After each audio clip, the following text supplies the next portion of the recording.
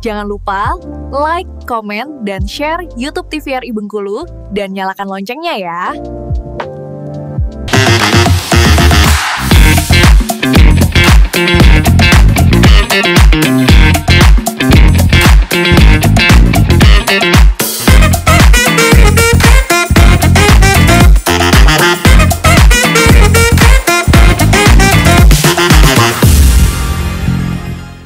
Balik lagi di Opini, obrolan pas di sini. Nah, pemirsa masih bersama dengan Ibu Rika di sini. Ibu masih boleh kan nanya banyak kan ya? Boleh. Boleh, tapi jangan boleh. Itu agak takut ya. Itu ada teorinya. Apa tuh? Dalam public speaking ya, itu termasuk bagaimana kita memberikan penekanan dari suku kata. Boleh. Boleh. Kan beda tuh. Iya, betul. Padahal cuma satu kata kan. Tapi ketika intonasinya kita mainkan, kemudian dengan bahasa nonverbalnya kita main, udah maknanya menjadi berbeda. Jadi takut gitu, tadi was-was untuk tanya. Nah, Ibu, itu kan tadi belum terjawab nih pertanyaannya. Bagaimana nih kita menanggapi komentar-komentar masyarakat juga yang kayak udah jarang nonton TV begitu. Walaupun kita udah menyesuaikan dengan dunia digital itu, bagaimana nih Bu? Seharusnya kita sebagai orang TV ya menanggapi hal tersebut. Saya termasuk yang punya harapan besar kepada CPNS yang ada yang sekarang bergabung di TVRI ya. Karena apa? Karena saya berpikir kalau beberapa waktu sebelumnya kita kekurangan pegawai nih. Untuk di media baru yang menjadi salah satu tim kerja yang ada di TVRI kewalahan ya, hampir di seluruh Indonesia, tidak hanya di kantor pusat. Jadi serabutan, tidak menjadi tugas utama. Nah, media baru ini sebenarnya menjadi sumber pendapatan TVRI ke depan. Kita punya library yang luar biasa di kantor pusat maupun di seluruh Indonesia. Ini harus dikelola dengan baik dan kita belum mengelola media baru kita dengan baik. Karena itu perubahan sekarang kan terjadi perubahan cara mengkonsumsi media.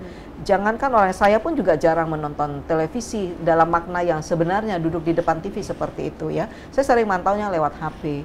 Nah, ketika yang saya pantau itu juga durasinya yang terlalu panjang, tidak menarik, saya pasti akan berpindah dong dengan konten yang lain. Tidak ada yang loyal dengan medianya, tetapi orang itu loyal dengan kontennya seperti apa.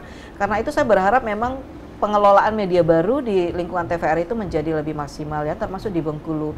Bagaimana tim yang ada di media baru ini betul-betul Anda memberikan konten-konten menarik di OTT yang dipunyai oleh TVRI Bengkulu. Bagaimana membangun interaksi yang bagus, membangun hubungan yang kuat dengan para pengguna multiplatform ini, itu juga menjadi sebuah tantangan tersendiri. Tapi yang pasti harus dikelola dengan baik. Kita tidak bisa berpatokan bahwa orang akan menonton TV secara konvensional. Udah nggak zamannya lagi. Nah, nanti seiring dengan kalau seandainya RUU penyiaran itu nanti juga telah disahkan ya, telah sampai pada tahap finish, menurut saya akan menjadi lebih terarah bagaimana juga nanti kita mengelola media baru dengan baik ya. Oh begitu, artinya ya ini masih menjadi PR kita bersama, bagaimana kita mengelola media baru khususnya TVRI Bengkulu, TVRI dan TVRI Bengkulu ya betul. Bagaimana dengan lebih menarik lagi, dengan lebih menarik perhatian publik begitu ya Bu ya. Betul. Karena sebenarnya dia saling support satu sama lain ya. Kadang-kadang kita membutuhkan media baru ini untuk promo awal, kan lengkapnya bisa nih Anda saksikan atau sebaliknya. Jadi memang saling membutuhkan. Kenapa? Karena itu tadi kita negara kepulauan, kemudian kita berada dalam dunia yang sekarang memang sudah serba digital. Kalau kita tidak mengikuti perkembangan itu juga tidak bisa hidup kita ya. Dua-duanya harus seimbang. Nah, orang-orangnya memang harus dibentuk untuk mengelola ini, tidak lagi menjadi tugas tambahan, tetapi itu adalah tugas utamanya dia gitu. Nah, artinya kalau seperti itu, apakah di media baru ini harus mendapat pembekalan lebih atau harus ada pelatihan terkhusus untuk tim media baru? Karena kalau kita bahas tentang pemberitaan, tentang program itu tentang bagaimana mereka belajar untuk kemajuannya aja. Tapi ini banyak yang harus kita bedah dulu di sini, kita perbaiki dulu di sini gitu? Ya, saya 30 tahun lebih bekerja di TVRI, saya otodidak. Otodidak ya. Jadi kembali saya menggambarkan pengalaman dulu. Jadi kalau saya berharap dari pendidikan formal yang ada di TVRI, maka saya tidak akan pernah bisa menjadi seorang jurnalis. Saya tidak akan pernah bisa menjadi seorang produser kalau saya hanya mengandalkan nunggu panggilan dari Pusdiklat. Ya, karena itu saya belajar mandiri. Saya belajar mandiri tidak hanya dari literasi yang ada, tetapi juga dari senior-senior saya pada saat itu. Dan menurut saya itu sangat membantu. Saya punya senior-senior yang dulu mungkin belum ada istilah mentor atau coach ya, tetapi menurut saya mereka adalah mentor dan coach saya gitu ya, yang sampai dengan sekarang itu berguna dalam perjalanan saya menjalani pekerjaan sebagai seorang broadcaster. Nah, kalau sekarang kalian hanya menunggu, menunggu panggilan dari Pusdiklat, maka Anda tidak akan pernah bisa berkembang. Kenapa tadi saya katakan lebih enak saya mencetak orang yang tidak punya kemampuan tapi punya kemauan. Ya. Salah seorang CPNS yang kemarin saya uji rancangan aktualisasinya, dia membuat pengembangan dari e-layanan yang ada di Simpek kita, ya. Jadi nanti e-layanan itu dia isi dengan informasi-informasi update terkait dengan kelas-kelas atau workshop atau beasiswa yang bisa teman-teman pilih. Jadi nanti teman-teman tinggal buka e-layanan, ada pendidikan apa sih di sini? Nah, saya meminta dia untuk melengkapi data. Sekarang jabatan, kita contoh ambil jabatan fungsional ya. Jabatan fungsional di TVRI itu sekarang ada 16 formasi. 16 formasi berarti ada 16 kementerian dan lembaga yang menjadi pengampuhnya. Jadi kemarin kepada si CPNS ini saya minta dia untuk melengkapi data paling tidak sekarang 50% untuk dia ujian nanti. Dari 50% KL itu berarti kalau tadi 16 berarti akan ada 8, minimal 8 KL aja. Misal salah satunya Komdigi lah misalnya sebagai KL pengampu untuk peranata siaran dan teknisi siaran. Nanti di aplikasi e-layanan itu akan terlihat Komdigi ini di dalam Pusdiklatnya Komdigi itu ada apa aja sih, workshop apa aja sih, kemudian diklat apa aja sih, ada yang berbayar, ada yang gratis, ada beasiswa, lengkap ada di sana. Nah, jadi Tari, kalau nanti sudah ada gitu, masih juga nggak mau belajar. Nah, saya bingung itu. Bingung lah kita ya. Gimana ini? Udah menunya udah di atas meja, udah ditata sedemikian rupa, masih nggak diambil, nggak dimakan sama dia. Nah, bingung saya. Ya masa harus disuapin dulu? Nah, itu dia. Nggak ada cerita itu. Tertinggallah kalian yang nggak mau. Ya. Jadi sebagai seorang PNS itu 20 JP dalam setahun itu wajib dia belajar. Apakah itu mandiri ataukah itu memang dibiayai oleh kantor atau dipanggil oleh Pusdiklat gitu ya. Tapi saya sangat menganjurkan anak-anak untuk belajar mandiri gitu. Jadi kalau secara mandiri juga mereka sebenarnya lebih enak ya Bu ya. Pilih metodenya sendiri. Mau belajar dari mana terserah. Iya, passionnya ada di mana. Dan kata Ibu tadi perlunya adanya kerjasama itu lebih enak lagi. Oh, kamu belajar bagian ini dan pembagiannya lebih nanti. Dan sekarang banyak SDM kita yang sedang melanjutkan studinya untuk S1 dan S2. Dan S2 pun juga ada beberapa yang mendapatkan beasiswa LPDP dari dalam dan luar negeri. Sekarang lagi pada belajar tuh. Iya, pada belajar. Tujuannya adalah untuk kemajuan TVRI. Iya dong, iya. Jadi kalau salah satu penilaian IPASN, Indeks Profesionalisme ASN yang ada di Reformasi Birokrasi, salah satunya itu adalah tingkat pendidikan ataupun workshop ataupun diklat yang pernah diikutin oleh seluruh pegawai TVRI. Ini nanti diupload ke dalam si ASN-nya, masing-masing kita kan punya akun sendiri. Nanti itu menjadi sebuah penilaian. Oh, pegawai TVRI ini banyak yang sudah terpelajar. Oh, pegawai TVRI ini banyak sudah punya sertifikasi segala macam. Ini akan memberikan kontribusi persentase pada penilaian IPASN kita. IPASN kita indeksnya bagus, maka ini menjadi kontribusi untuk penilaian RB kita. RB kita bagus, kita bisa ngusulin lagi Nek Tunkin gitu loh. Nek Tunkin bagus, gajinya tambah banyak lagi, duitnya tambah banyak lagi ya. Dompetnya Tari tambah penuh lagi nanti. Amin. Ini berhubungan semuanya gitu ya. Pokoknya memang untuk kalau misalnya memang kita loyalitas itu nanti akan terciptanya kesejahteraan bagi semua ya Bu ya. Gitu. Nah ini selama Ibu memberikan pembekalan kepada para CPNS ini, bagaimana nih keseruannya itu Ibu?